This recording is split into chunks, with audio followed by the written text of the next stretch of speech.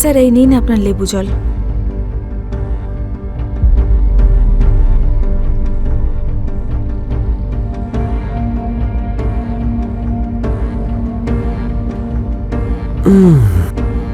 Thank you. আরে এক second. Sir কি করছেন? প্লিজ আমার হাত ছেড়ে দিন। আরে এত লজ্জা পাচ্ছ কেন তুমি?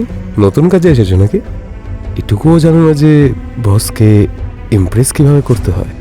স্যার আমি আপনার পার্সোনাল অ্যাসিস্ট্যান্ট, আমার কাজই আপনাকে হেল্প করা। আর আপনি চাইলেন তাই লেবু জল বানিয়ে দিলাম। বানিয়ে যখন দিয়েছো তাহলে নিজের হাতে খাইয়েও দাও।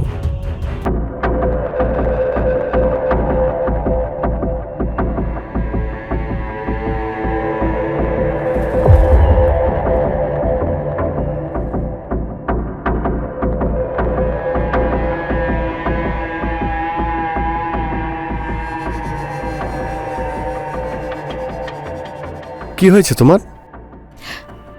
ভাবছিলাম কিছু। কি ভাবছো তুমি? এটাই যে তুমি কখনো আমাকে ছেড়ে যাবে না তো?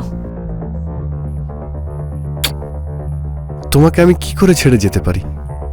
আমি তো সারা জীবন তোমার কাছে থাকতে চাই।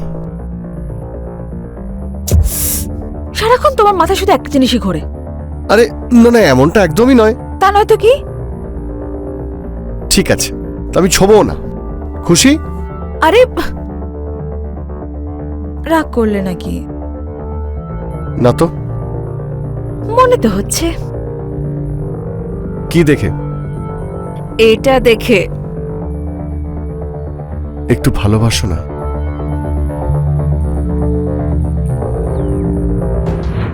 রাহুল আর অনুষ্কা একে অপরকে খুব ভালোবাসতো।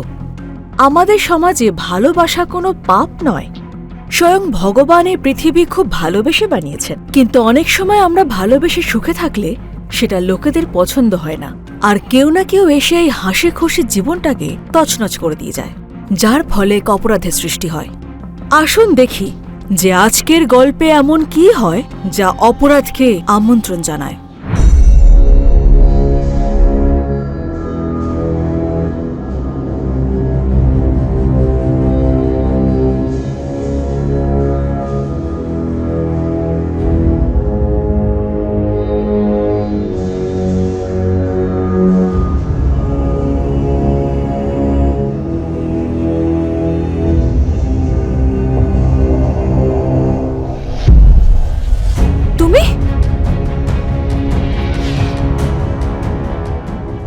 হ্যাঁ আমি। শেষ অবধি তো বুঝতেই পারছিস। কতদিন পালাবি আমার থেকে? আমি পালাচ্ছিলাম না, আমি তো শুধু এই মেয়েদের গন্ধ। কোথায় তোর হাজবেন্ড? ও আচ্ছা, তার মানে এখানে নেই। ওর অভাবটা আমি দূর করে ছাড়ো, দিচ্ছি। ছাড়ো আমাকে, ছেড়ে দাও বলছি। না, এই ভুলটা করিস না। না হলে আমাকে সেটা করতে হবে যেটা আমি করতে চাই না। ভালোবেসে বলছি, মেনে নে, না হলে। বুঝতে পেরেছিস? বুঝতে পেরেছিস? হ্যাঁ।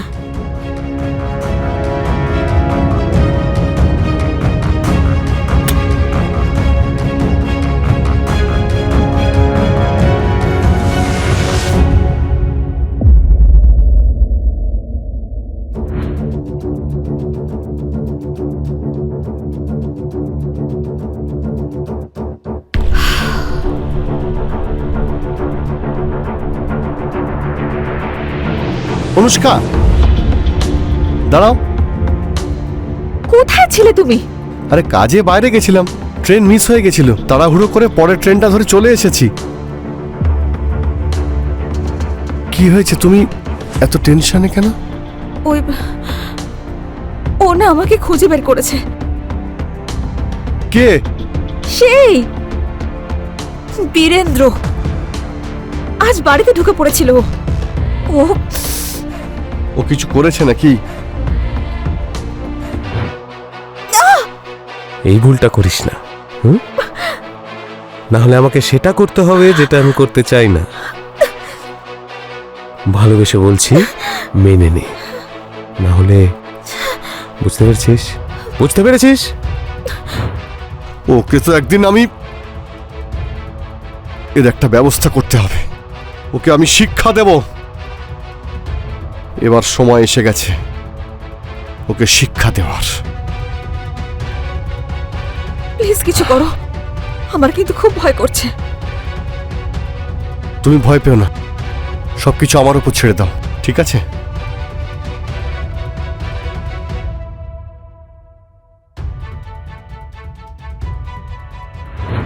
কি পরিচয় এই বীরেন্দ্রর? আর ওর সঙ্গে অনুষ্কার কি সম্পর্ক ছিল? বীরেন্দ্র অনুষ্কাকে হুমকি দিচ্ছিল কেন? বীরেন্দ্র কি অনুষ্কাকে শারীরিকভাবে শোষণ করতে চাইছিল, ওকে পেতে চাইছিল, নাকি অন্য কোনো ব্যাপার? আর রাহুলের মনেই বা কি চলছিল? কি করতে চাইছিল রাহুল? অনুষ্কাকে ও বীরেন্দ্রর হাত থেকে কি করে বাঁচাবে? আমাদের জন্য কি আরেকটা অপরাধের কাহিনী অপেক্ষা করছে? আসুন দেখা যাক।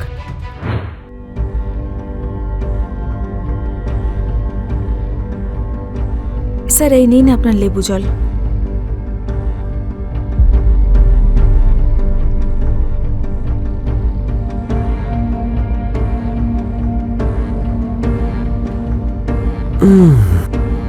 Thank you. আরে এক সেকেন্ড। স্যার কি করছেন? প্লিজ আমার হাত ছেড়ে দিন। আরে এত লজ্জা পাচ্ছ কেন তুমি? নতুন কাজে এসেছো নাকি? এটুকুও জানো না যে বসকে ইমপ্রেস কিভাবে করতে হয়? স্যার, আমি আপনার পার্সোনাল অ্যাসিস্ট্যান্ট, আমার কাজই আপনাকে হেল্প করা। আর আপনি চাইলেন তাই লেবু জল বানিয়ে দিলাম। বানিয়ে যখন দিয়েছো তাহলে নিজের হাতে খাইয়েও দাও। আবার দেখো আমি তোমাকে কিভাবে রানি করে রাখি। এসে বসো, বসো। কোথায় বসবো? এখানে তো একটাই চেয়ার। আরে এখানে বসো। আসলে কি জানো তো, শরীরটা অনেকটা গরম হয়ে গেছে। এটা খেয়ে দেখা যাক।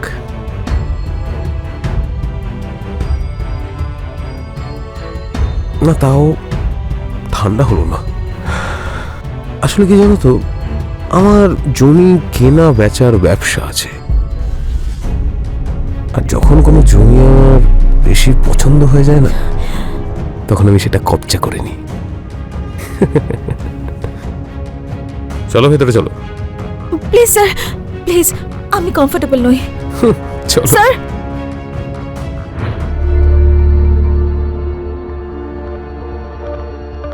বলুন স্যার। এক মিনিট। এই সুমিত্রা পালের কেসটার ব্যাপারে এখনো আমরা কিছু জানি না।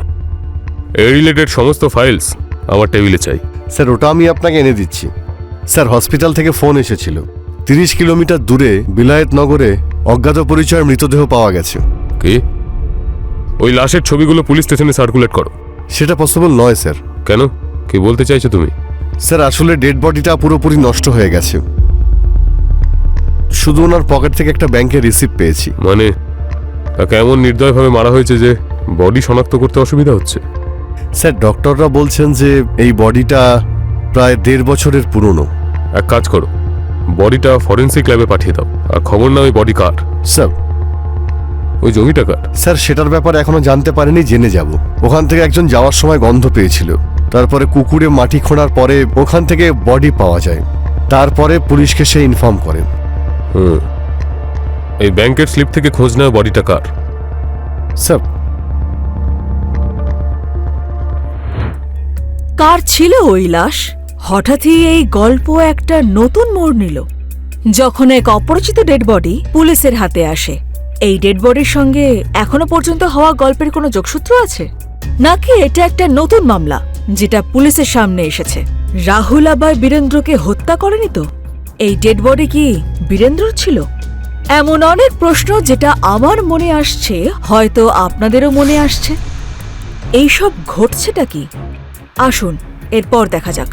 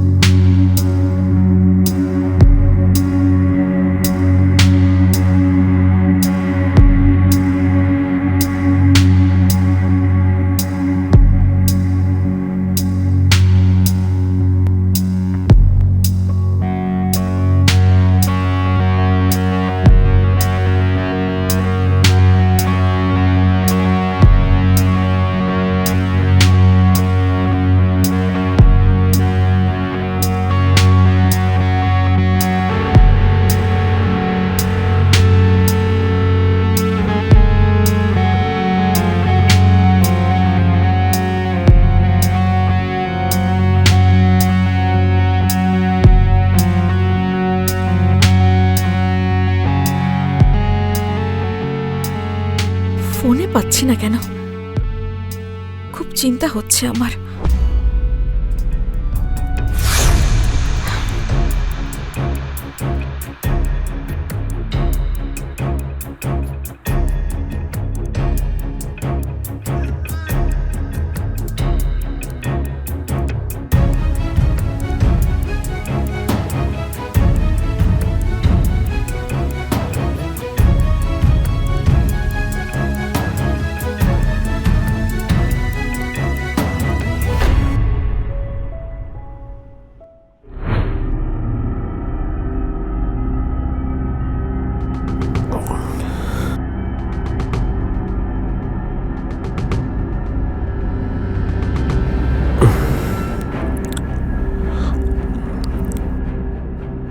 চলে এসেছ?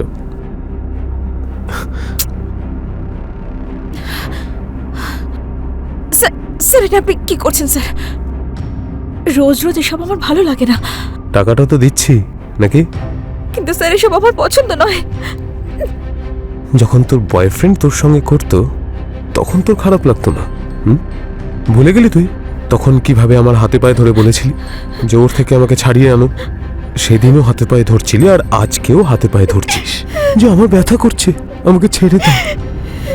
এটা শুনে আমার খুব আনন্দ হয়। স্যার, আমাকে কষ্ট দিয়ে কি পান আপনি? অনুভব পুরুষ হবার। আমি সমস্ত মেয়েকে এরকম ছটফট করতে দেখতে চাই। শান্তি পায় আমার আত্মা। আপনার নরকেও ঠাঁই হবে না। কিন্তু এখন তো স্বর্গের আনন্দ নেই। কেমন মানুষ এই বীরেন্দ্র? এরকম রাক্ষসদের কি আমাদের সমাজে বেঁচে থাকার অধিকার আছে? টাকার অহংকার আর নেশায় বোধ হয়ে এক মেয়ের সম্মান শোষণ করা এক জোঁক। এই কেমন সমাজ নির্মাণ করছি আমরা? একে কি বলে পুরুষত্ব? এইরকম পুরুষত্বকে আমি ওদের পুরুষত্বহীনতা মনে করি, যে চুপচাপ অত্যাচার সহ্য করে যায়। ওই ফার্মে পাওয়া ডেড বডি সিদ্ধির বয়ফ্রেন্ডের ছিল না তো? বীরেন্দ্রর কি হাত ছিল এই হত্যার পেছনে? স্যার, অনেক কষ্টে বডিকে শনাক্ত করা গেছে। এই ডেড বডিটা জয় শর্মার। জয় শর্মা? তার ব্যাপারে আর কোনো তথ্য আছে? ব্যাংক স্লিপ দেখে আমরা পুরনো রেকর্ড বের করেছি। তখনই আমরা জানতে পেরেছি বীরেন্দ্র বলে একজনের অ্যাকাউন্টে জয় শর্মা 50,000 টাকা জমা করেছিলেন। আরও একটা কথা স্যার, যে ফার্ম হাউসে বডিটা পাওয়া যায় সেটা নিয়ে কোর্টে কেস চলছে। কেস চলছে মানে? কাদের কাদের মধ্যে? স্যার, গ্রামে গিয়ে খোঁজ নেওয়ার পরে বীরেন্দ্রর নাম জানা যায়, আর দ্বিতীয় পার্টিকে আমরা খুঁজে বেড়াচ্ছি। কিন্তু এই সব কিছুতে এত সময় লাগছে কেন? স্যার, এই কেসটা এতটাই জটিল না, আমাদের কাছে কোনো জিনিসেরই কিছু প্রমাণ নেই। এই বীরেন্দ্রের ব্যাপারে আর কিছু জানলেন? স্যার, এই বীরেন্দ্র রিয়েল এস্টেটের কাজ করত, আর ও জমি দখলেরও কাজ করত স্যার। মানে খুনটা জমির কারণেই হয়েছে।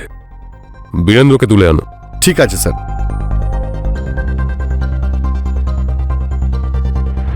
মাটির তলা থেকে পুলিশ পায় একটা ডেড বডি, যেটা ছিল জনৈক জয় শর্মার। পুলিশ এদিক ওদিক খুঁজে যেভাবেই হোক অন্তত ডেড বডির পরিচয় তো পেল, কিন্তু হত্যার কারণ আর খুনি এই দুটো খুঁজে বের করা এখনো বাকি ছিল। বীরেন্দ্রর জমিতে, ডিস্ট্রিবিউটেড ল্যান্ডে একটা ডেড বডি পাওয়া, এটা কি সেই দিকে নির্দেশ করছে না যে হয়তো এই ডেড বডি এমন একজন কারোর যার সঙ্গে বীরেন্দ্রর শত্রুতা ছিল, আর বীরেন্দ্রই তাকে মেরে পুঁতে দিয়েছে ওখানে? আসুন দেখা যাক।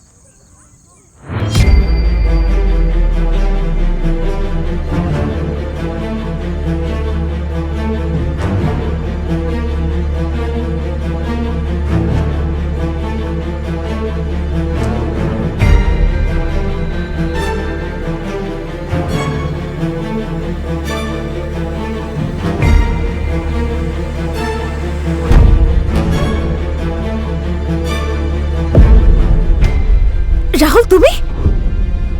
আরে আরে আরে, তুমি এমন করে দেখলে যেন তুমি কোনো ভূত দেখেছো।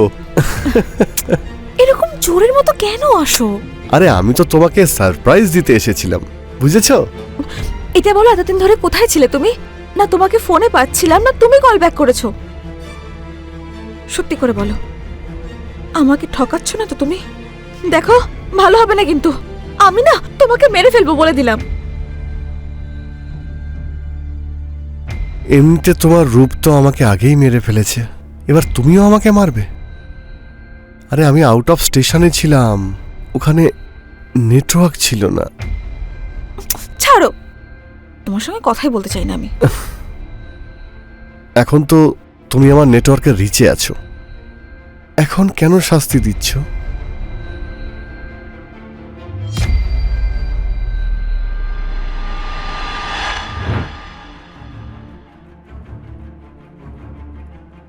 তারপর বীরেন্দ্রবাবু, কি খবর? আজকাল অনেক জমি কবজা করছেন দেখছি। হে ইন্সপেক্টর, তুই জানিস না আমার আসল পরিচয়। একটা ফোন করব, তোর ইউনিফর্ম খুলে বাড়ি যেতে হবে, আর স্যালুট করতে করতে বাড়ি যাবি, বুঝলি? মনে হচ্ছে স্যার ও নেশা করে আছে, গন্ধ আসছে। মদের নেশা নয়, ওর টাকার নেশা হয়েছে। যে পোকাগুলো অন্যায় ডুবে থাকে, সেই পোকাগুলো থেকে যে গন্ধ বেরোয়, ওর মুখ থেকে সেই গন্ধ বেরোচ্ছে। আমার তো মনে হচ্ছে ওকে ফেস কন্ট্রোল করতে হবে।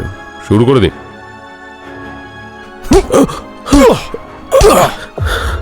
ফোন করবি? কর ফোন। তুই কি বলছিলি আমাদের? উর্দি খোলাবি? না স্যার, আমি আমি আমি নে। আমি আমি তো আসলে আমি বলছি স্যার, আমি সরি। এখনো তো আমরা শুরুই করিনি, তার আগে ওর এই অবস্থা। আর যদি কোনোদিন পুলিশের সাথে অসভ্যতা করিস না, তাহলে এত মারবো যে সারা জীবন মনে রাখবি যে কোনো পুলিশ তোকে মেরেছিল। বিলায়তনগরে তোর যে জমি আছে সেখানে একটা ডেড বডি পাওয়া গেছে। স্যার কি লাশ স্যার? আমি আমি এ ব্যাপারে কিছুই জানি না, আমার কোনো আইডিয়া নেই স্যার। কি বলছেন স্যার আপনারা? জয় শর্মার লাশ। কে জয় শর্মা স্যার? আমি তো এরকম নামের কোনো মানুষকে চিনি না, আমি তো জানি না। কে জয় শর্মা? যে তোর অ্যাকাউন্টে 50,000 টাকা পাঠিয়েছিল সেই জয় শর্মা। হ্যাঁ স্যার, জানি স্যার। আই মিন চিনতাম স্যার, কিন্তু ওটা অনেকদিন আগে হয়েছে স্যার, আমার ভালো করে মনে ছিল না। I am sorry. তোরা জয় শর্মার মধ্যে জমি নিয়ে বিবাদ হয়েছিল তো? ওর ওয়াইফের সঙ্গে। জমিটা আসলে ওর ওয়াইফের নামে ছিল, তো সে তার সঙ্গে ঝামেলা ছিল। হ্যাঁ হ্যাঁ, আমি 50,000 টাকা নিয়েছিলাম, আর ওকে প্রমিস করেছিলাম যে জমির উপর থেকে মালিকানা সরিয়ে নেব। স্যার অনেকদিন হলো, আমি জানি না যে উনি কোথায় আছেন। তুই ওকে মেরে মাটিতে পুঁতে দিয়েছিস, আর এখন বলছিস জয় কোথায় তুই জানিস না? স্যার আমি ওকে কেন মারবো? হ্যাঁ, আমার ওর সঙ্গে জমি নিয়ে বিবাদ ছিল, কিন্তু আমি ওর জমিটা কবজা করতে চাইছিলাম। যাদব, ওর কল ডিটেলস বার করো, আর ততক্ষণ মারো যতক্ষণ না সত্যি বলে। স্যার আমার কথাটা শুনুন স্যার। জয় শর্মা নামের ব্যক্তি, যার ডেড বডি 1.5 বছর পরে পাওয়া গেল। বীরেন্দ্রর সঙ্গে জয় শর্মার জমি নিয়ে কথা কাটাকাটি চলছিল, মানে জয় শর্মার স্ত্রীর নামে যে জমি ছিল সেটা নিয়ে বিবাদ চলছিল। বীরেন্দ্র 50,000 টাকা নিয়ে জমি ছেড়ে দেওয়ার কথা দেয়, কিন্তু জমি এখনো অমীমাংসিতই রয়েছে। আর সেই জমি থেকেই জয়ের ডেড বডি পাওয়া আমাদের সংকেত দিচ্ছে যে খুনি নিশ্চয়ই বীরেন্দ্রই। কিন্তু কে ছিল জয়ের স্ত্রী? যখন পুলিশ বীরেন্দ্রকে জিজ্ঞাসাবাদ করে, তখন সে জানায় যে জয় শর্মা স্ত্রীর নাম হলো অনুষ্কা। আর পুলিশ যখন বীরেন্দ্রর কাছ থেকে জয় আর অনুষ্কার ফোন নাম্বার নিয়ে কল রেকর্ডস চেক করে, তখন পুলিশ এমন এক তথ্য পায় যেটা অনুষ্কাকে খুনি সাব্যস্ত করে। তখন পুলিশ আর দেরি না করে অনুষ্কা আর রাহুলকে হাতে নাতে ধরতে তৎপর হয়ে ওঠে। আমাদের সমাজে কেমন অবস্থা বুঝতে পারি না, ভালোবাসায় মানুষ এত বড় অপরাধ কি করে করতে পারে? জয়ের সঙ্গে বিয়ের পরেও অনুষ্কা রাহুলের সঙ্গে সম্পর্ক রেখে চলে, তার ফল দেখুন।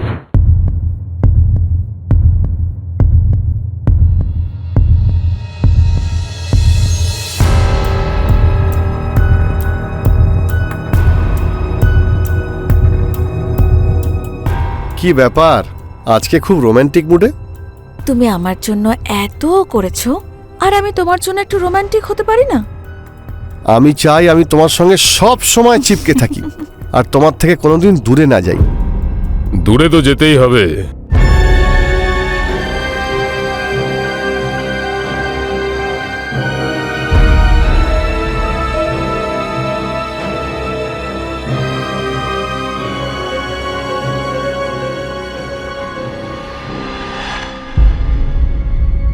আপনারা? নিয়ে চলো এদের।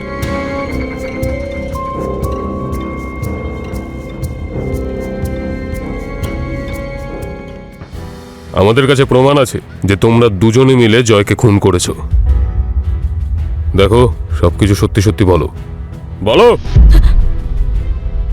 ওই আমি আর রাহুল একে অপরকে ভীষণ ভালোবাসি, কিন্তু জয় একদিন আমাদের হাতে নাতে ধরে ফেলে।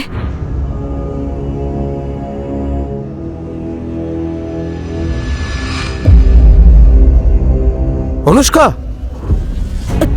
জয়, আমার পেছনে আমার বউয়ের সাথে নোংরা খেলা খেলছিস? জয় দাঁড়াও। আজ তোকে মেরেই ফেলবো আমি। জয়, জয়, আরে তুই যা ভাবছিস সেরকম কিছুই নয়। সব জয় দাঁড়াও।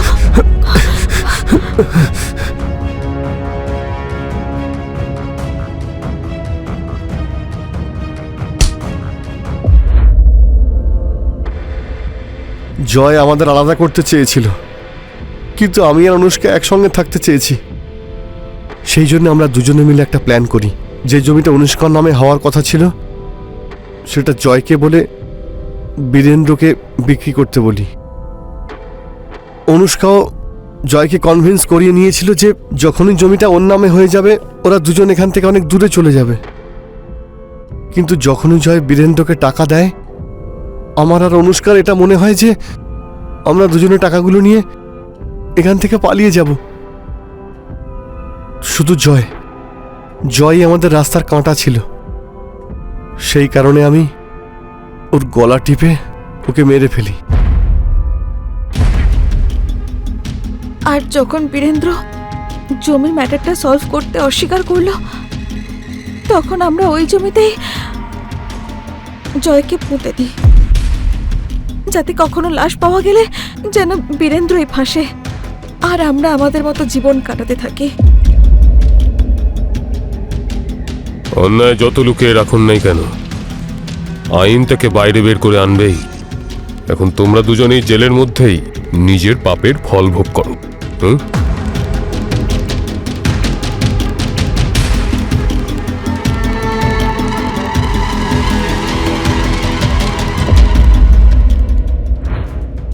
রাহুল আর অনুষ্কা একে অপরের সঙ্গে জীবন কাটানোর জন্য বেচারা জয়কে মেরে ফেলল। এ কেমন ভালোবাসা? ভালোবাসায় মানুষ এত অন্ধ কি করে হয়ে যায় যে কাউকে হত্যা করে দেয়? এটাই কি ভালোবাসা? এমন ভালোবাসাকে আমাদের সমাজে স্থান দেওয়া উচিত নয়। একটা ফুল প্রুফ প্ল্যান করে রাহুল আর অনুষ্কা জয়কে হত্যা করে তার মিসিং কমপ্লেন পুলিশের কাছে না করে বীরেন্দ্রকে ফাঁসানোর ষড়যন্ত্র করে ফেলে। কিন্তু এটা ভাবলো না যে অপরাধীকে ধরতে পুলিশের দেরি হতে পারে, কিন্তু অপরাধী পুলিশের হাত থেকে পার পাবে না। আমি রানী চ্যাটার্জি নিচ্ছি আপনাদের থেকে বিদায়। আবার দেখা হবে ক্রাইম চক্রের নতুন এপিসোডে নতুন কাহিনী নিয়ে। ততক্ষণ সতর্ক থাকুন, সুরক্ষিত থাকুন আর ক্রাইম চক্র দেখতে থাকুন। জয় হিন্দ।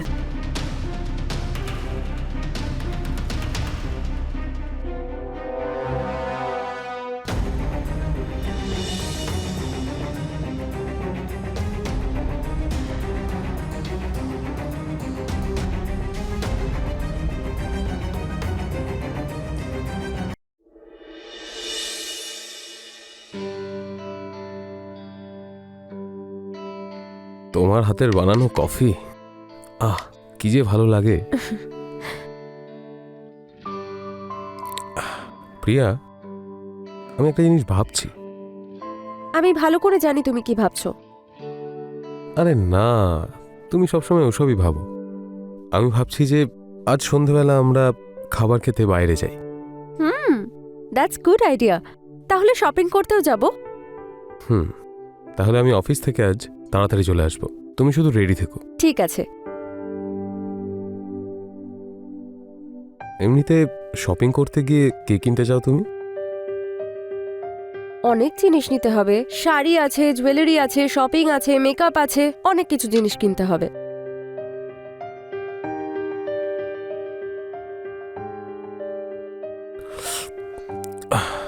প্রিয়া, আমার দেরি হয়ে যাচ্ছে, আমাকে এখনই বেরোতে হবে। রাহুল, ভালো করে ব্রেকফাস্ট তো করো। আরে প্রিয়া, আজকে মিটিং আছে, যদি লেট হয়ে যায় বস হেভি ঝাড়বে। আমি এসে ভালো করে খাবো। আচ্ছা আচ্ছা ঠিক আছে, লাঞ্চটা কিন্তু টাইমলি খেও। হ্যাঁ হ্যাঁ হ্যাঁ, করে নেবো। সন্ধ্যেবেলা রেডি থেকো। বাই। Bye bye.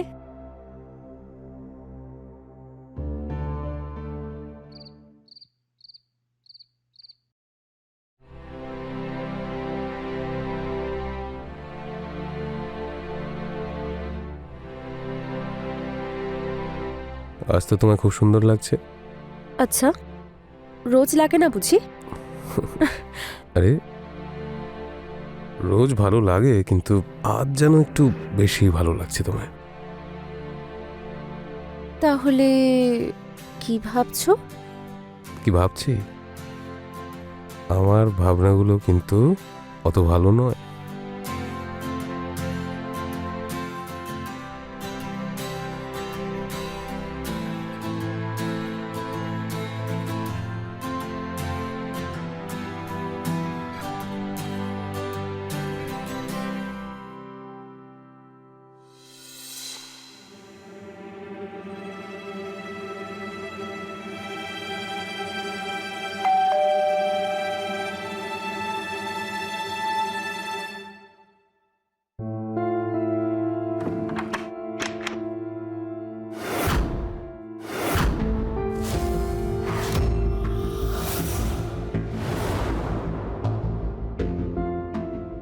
প্রিয়া, এ আমার বন্ধু অর্জুন। আমরা অফিসে একসঙ্গেই কাজ করি। আর অর্জুন, এটা আমার স্ত্রী প্রিয়া। হাই অর্জুন। হাই। আরে এখানেই হাই হ্যালো করবি নাকি? ভেতরে চল না।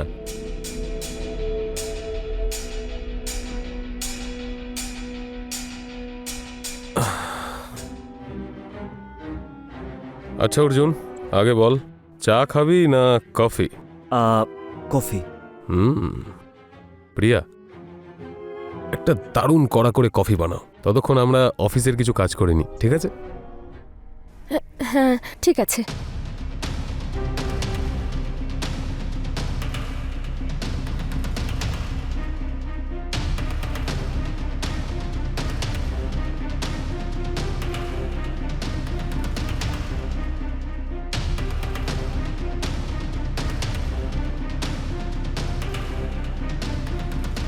এই নে ভাই, কফি এসে গেছে। অর্জুন, তুই জানিস হ্যাঁ, আমার বউয়ের হাতের কফি যদি একবার খাস না, প্রশংসা না করে পারবি না। I know. তুই কি করে জানলি? আরে তুমি তো অফিসে বলেছিলে আমাকে যে তোমার ওয়াইফ খুব সুন্দর কফি বানায়। আচ্ছা, খা খা খা। প্রিয়া বসো না। হ্যাঁ।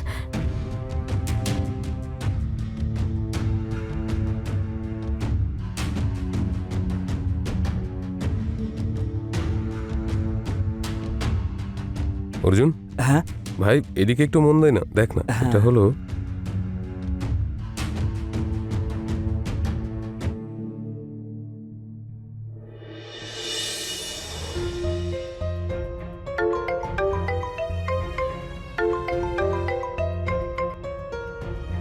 কি হলো, অফিসে মন বসছে না? একদম মন বসছে না। পুরো অফিসের টাইমটা তোমার কথা মনে পড়ে আমার। আচ্ছা। যদি অফিসটা না থাকতো না, তাহলে সারাদিন তোমার সঙ্গেই থাকতাম। ঠিক আছে ঠিক আছে, কিন্তু এখন তুমি কাজ করো। বলো কেন ফোন করেছো? হ্যাঁ, আসলে একটা ইম্পর্টেন্ট ফাইল আমি বাড়িতে ফেলে এসেছি। তো আমার যে কলিগ আছে না অর্জুন, সে যাবে, ওকে ফাইলটা দিয়ে দিও, ঠিক আছে? ঠিক আছে।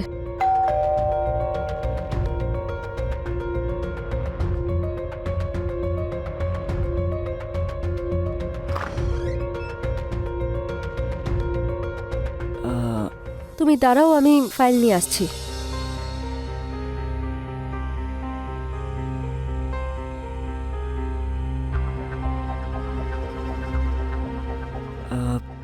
এক গ্লাস ঠান্ডা জল পাওয়া যাবে?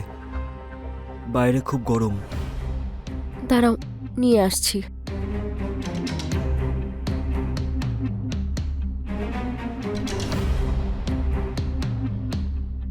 ধন্যবাদ। প্রিয়া, তুমি আমার উপর এখনো রাগ করে আছো? না, রাগ করে থাকবো কেন? আর অচেনা মানুষের প্রতি আমার রাগ হয় না। আমি জানি আমি খুব ভুল করেছি, আমি ওই ভুলটা নিয়ে এখনো পস্তাচ্ছি। আমি এই ব্যাপারে কোনো কথা বলতে চাই না। কিন্তু আমি তো কথা বলতে চাই এই ব্যাপারে। আরে আমি থাকতে পারছি না। আমার যে কতটা কষ্ট হচ্ছে সেটা আমিই জানি। আমার খুব কষ্ট হচ্ছে প্রিয়া, প্লিজ একটু বোঝো। তুমি না অর্জুন, তুমি শুধু অন্যদের কষ্ট দিতে জানো, কষ্ট ভাগ করতে পারো না। আর তুমি আমার সাথে যা করেছো তার জন্য আমি তোমাকে কোনোদিন ক্ষমা করব না। প্রিয়া আমার কথাটা তো শোনো। যা ভুল হয়েছে প্লিজ আমাকে ক্ষমা করে দাও। আমি সেই ভুলের জন্য ক্ষমা চাইছি। প্রিয়া আমি আজও তোমাকে খুব ভালোবাসি। আর যেটা হয়েছে প্লিজ তার জন্য ক্ষমা করে দাও। তুমি যাওয়ার পর আর কারোর দিকে আমি সেইভাবে তাকাইনি। আমি সত্যিই জানতাম না যে তোমার এত তাড়াতাড়ি বিয়ে হয়ে যাবে। না হলে আমি তোমাকে কোনোদিনও ছাড়তাম না প্রিয়া। কিন্তু এখন আমার বিয়েটা হয়ে গেছে। তোমরা দুজন কি খুশিতে আছো? যদি তোমরা দুজন খুশিতে থাকো তাহলে আমি মাঝখানে ঢুকবো না। যদি আমি তোমার চোখে একটুও জল দেখতে পাই না তাহলে আমি সেটা সহ্য করতে পারবো না প্রিয়া। রাহুল খুব ভালো ছেলে, আর আমার এখানে কোনো কিছুর অভাব নেই।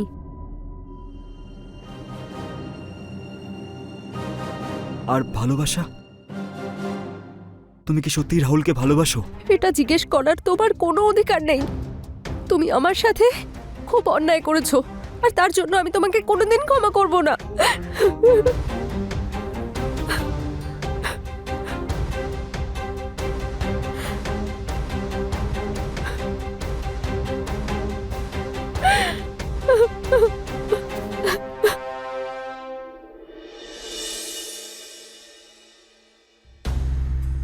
আজকের দিনটা কেমন কাটলো?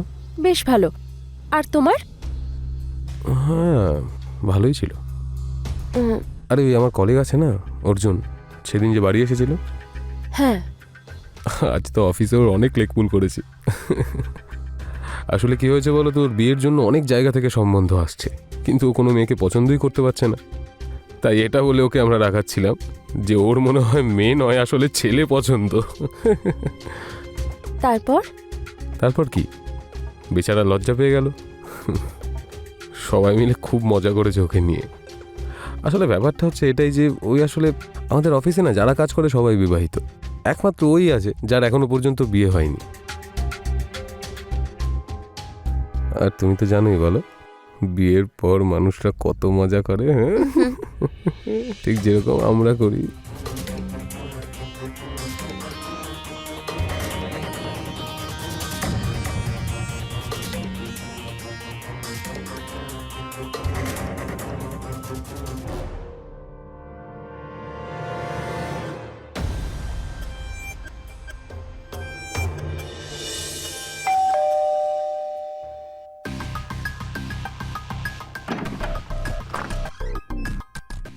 আয় ভাই।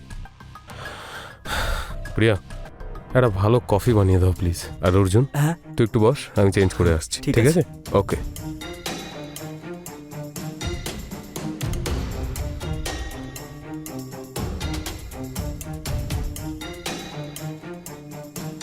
প্রিয়া কেমন আছো? ঠিক আছে। তোমার যদি আমার এখানে আসাটা পছন্দ না হয় তাহলে আমি আর আসবো না। না, সেরকম কোনো ব্যাপার নেই। তোমার অস্বস্তি হয় না অন্য কারোর সাথে থাকতে? এখন তো এটাই আমার জীবন, আর সারা জীবন আমি এখানেই থাকবো। প্রিয়া আমি আজও তোমাকে ভালোবাসি, আর আমি তোমাকে আপন করার জন্যও রাজি। প্রিয়া, কফি? আচ্ছা ঠিক আছে, হ্যাঁ। ঠিক আছে, কফির সঙ্গে সঙ্গে একটু খাবার কিছু এনো। ঠিক আছে।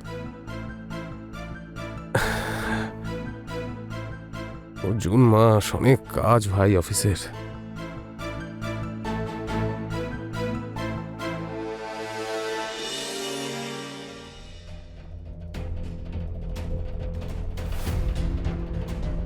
প্রিয়া আমি আজও তোমাকে খুব ভালোবাসি। তুমি যাওয়ার পর আমি আর কারোর দিকে সেভাবে তাকাই না।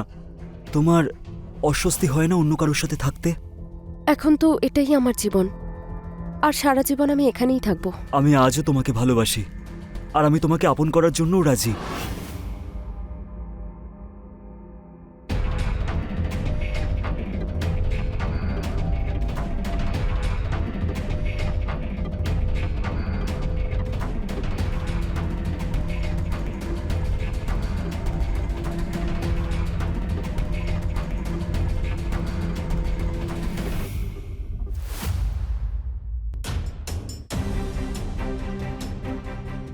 অর্জুন, আমি তোমার সাথে দেখা করতে চাই। আমাদের মধ্যে যা মিসআন্ডারস্ট্যান্ডিং হয়েছে সেগুলো সব মিটিয়ে ফেলতে চাই প্রিয়া আমি। কিন্তু আর এটার কোনো মানে নেই অর্জুন। মানে আছে প্রিয়া, আমি তোমাকে আনন্দে দেখতে চাই প্রিয়া। আমি আনন্দেই রয়েছি। প্রিয়া, এই মিথ্যেটা তুমি তোমার রাহুলের সামনে গিয়ে বলবে, আমার সামনে নয়। আমি তোমার চোখ দুটো দেখেই বুঝতে পারি যে তুমি খুশি আছো কি না। প্রিয়া, তুমি শুধু একবার আমার সাথে দেখা করো না প্লিজ প্রিয়া, প্লিজ। কাল রাহুল কোনো কাজে বাইরে যাচ্ছে, তুমি দিনের বেলা চলে এসো। ঠিক আছে প্রিয়া, থ্যাংক ইউ। আমি কালকের জন্য অপেক্ষায় রইলাম। থ্যাংক ইউ প্রিয়া।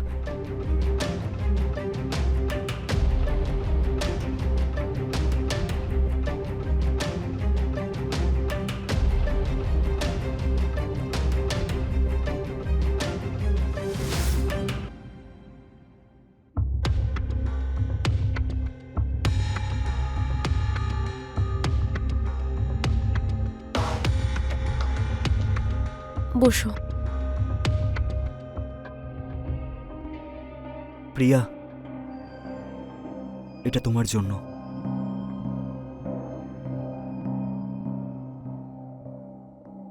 আমার আর ভালো লাগে না। ভালো তো তখনই লাগবে যখন তোমাকে কেউ দেবে।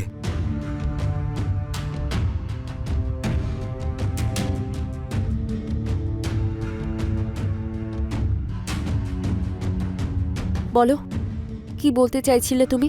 প্রিয়া, তুমি কি কথা বলতে চাও না? অর্জুন, আমার আর কথা বলার কিচ্ছু নেই, সব কিছু শেষ হয়ে গেছে। কিচ্ছু শেষ হয়নি প্রিয়া।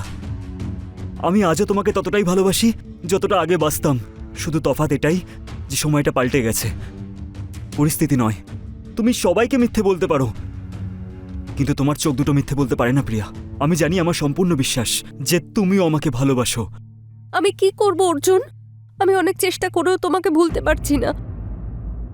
রাহুল খুব ভালো ছেলে, আর ও আমাকে খুব ভালোবাসে, কিন্তু তাও যেটা আমি তোমায় দিতে পারতাম সেটা আমি রাহুলকে দিতে পারছি না। যেটা আমি তোমার জন্য ফিল করতাম সেটা আমি রাহুলের জন্য ফিল করতে পারছি না। তোমার এখন যে অবস্থা আমারও সেরকমই। আমি কিভাবে বেঁচে আছি সেটা আমি জানি।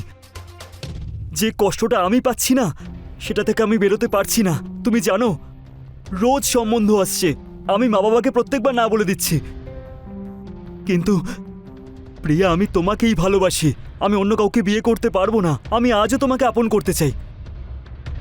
প্রিয়া, আমার জীবনে তুমি ছাড়া আর কেউ নেই। একটু বোঝো আমার কথাটা প্লিজ প্রিয়া, একটু বোঝো কথাটা। এখনো কিচ্ছু পাল্টায়নি। কিন্তু আর কিচ্ছু হতে পারে না অর্জুন। আমার বিয়ে হয়ে গেছে, সব শেষ হয়ে গেছে। আরে প্রিয়া, সব কিছু হতে পারে। একবার তুমি হ্যাঁ তো বলে দাও, কিচ্ছু শেষ হয়নি। প্রিয়া, দুশ্চিন্তা করো না, সব কিছুর রাস্তা আছে। আমি বের করবো কোনো না কোনো রাস্তা। কিন্তু প্রিয়া, একবার হ্যাঁ তো বলে দাও, আমি তোমাকে আপন করার জন্য রাজি। প্রিয়া, একটু বোঝো। প্রিয়া, আমার কথাটা। প্রিয়া, রিয়েলি লাভ ইউ। প্রিয়া, প্রিয়া, আমি সত্যি বলছি, আমি তোমাকে ছাড়া থাকতে পারছি না। থাকতে পারছি না আমি তোমাকে ছাড়া।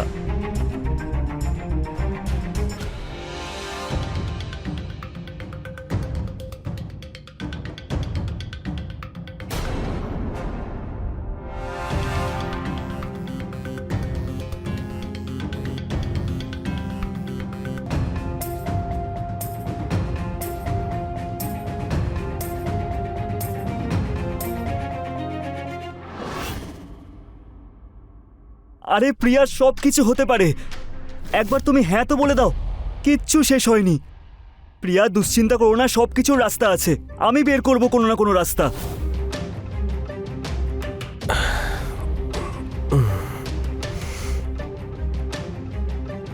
আজ খুব টায়ার্ড হয়ে গেছি জানো তো। কেন? অনেক কাজ ছিল আজকে। হ্যাঁ, অনেক কাজ ছিল আজ, কিন্তু আমার টায়ার্ডনেস তুমি কাটিয়ে দেবে।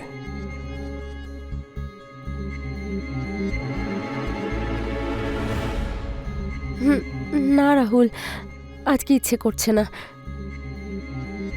এখন ইচ্ছে করছে না, কিন্তু আমি ইচ্ছে জাগিয়ে দেবো। এতে তো আমি মাস্টারপিস।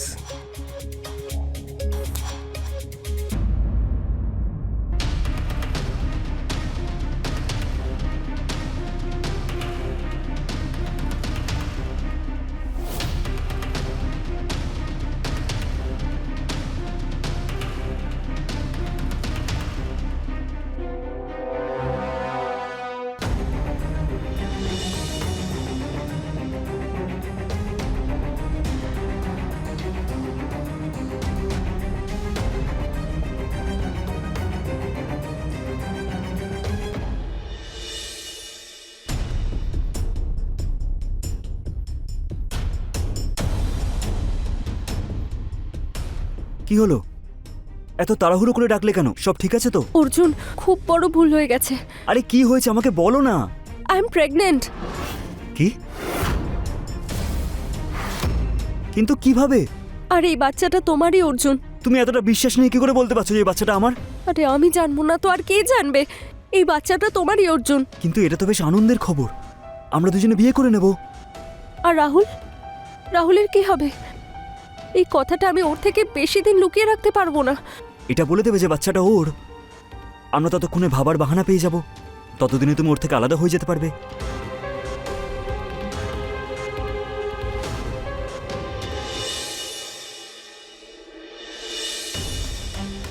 প্রিয়া, আরে তুমি এখানে বসে আছো কেন? কি ব্যাপার প্রিয়া, তুমি টেনশনে আছো মনে হচ্ছে, কি হয়েছে? ওই রাহুল, আমি তোমায় একটা কথা বলতে চাই। বলো, কি ব্যাপার? ওই তুমি বাবা হতে চলেছো।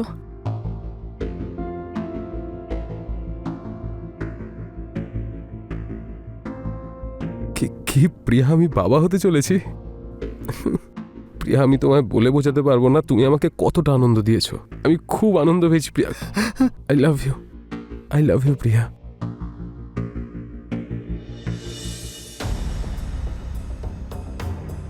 আরে রাহুল, আরে অর্জুন। হঠাৎ করে ডাকলে আমাকে? বিশেষ কিছু হয়েছে নাকি? হ্যাঁ, একটা অনেক বড় খবর আছে। কি তোর জন্য একটা সারপ্রাইজ আছে। সারপ্রাইজ? আর দাঁড়া না ভাই, বলছি তোকে এখনই। প্রিয়া। হাই। হাই। আরে শুধু হাই হ্যালো করলে হবে না, প্রিয়াকে কংগ্রেচুলেট কর, ও মা হতে চলেছে। কংগ্রেচুলেশনস। Thank you.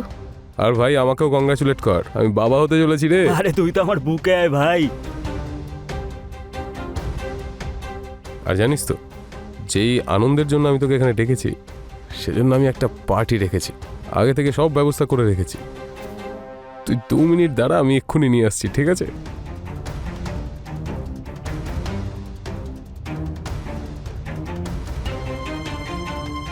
চিয়ার্স।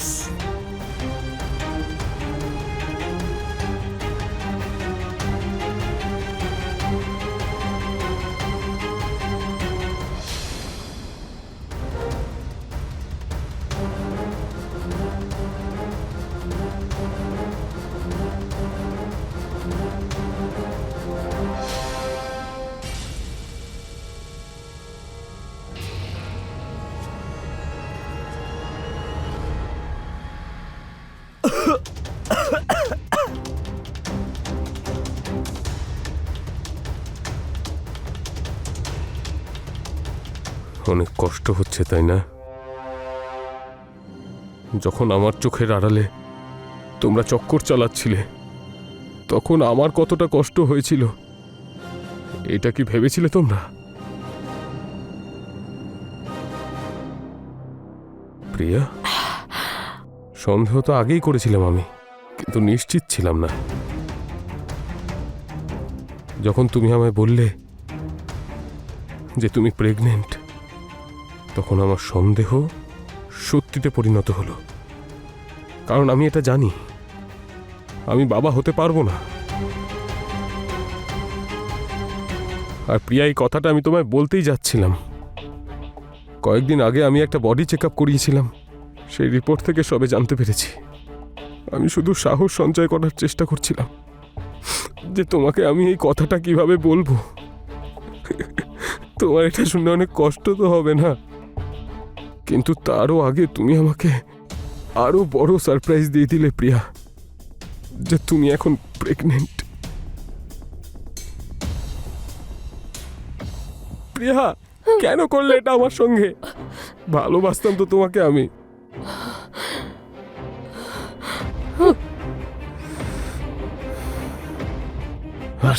তুই তো আমার বন্ধু হোস ভাই, বন্ধুর বউয়ের সাথে কি কেউ অ্যাফেয়ার করে?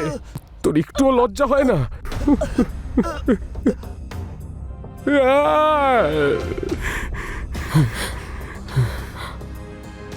ব্যাস, আমি এটাই দেখতে চাইছিলাম যে যতটা কষ্ট আমি পাচ্ছি, তোমরাও আমার সামনে ছটফট ছটফট করতে করতে মরো, চটপট করতে করতে মরো। এটাই তোমাদের শাস্তি।